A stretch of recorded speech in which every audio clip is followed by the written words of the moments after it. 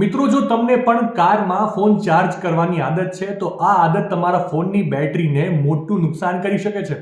Tech નિષ્ણાંતોના મત મુજબ કારની બેટરીમાંથી આવતું પાવર આઉટપુટ સ્થિર નથી હોતું.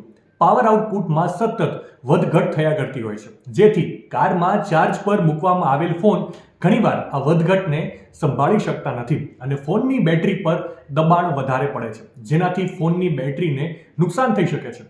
ટેક નિષ્ણાંતોના મત મુજબ બીજું કારણ એ પણ છે કે જ્યારે એન્જિન શરૂ થાય છે ત્યારે અચાનક હાઈ પાવર સ્પાઇક થાય છે, જે ચાર્જર દ્વારા સીધા જ ફોન સુધી પહોંચી શકે છે અને વારંવાર આમ થવાથી બેટરીના આયુષ્યમાં ઘટાડો થઈ શકે છે. ટૂંકમાં, ટેક નિષ્ણાંતોના મત મુજબ જો શક્ય હોય તો તમારી સાથે સારી કોઈ કંપનીનું પાવર બેંક રાખો, જેથી કરીને તમારા ફોનની બેટરીને નુકસાન ન થાય. માહિતી સારી લાગી હોય તો રીલને વધારે શેર કરજો અને આવી જ અવનવી માહિતી માટે સંદેશ ડિજિટલ સાથે જોડાયેલા રહેજો.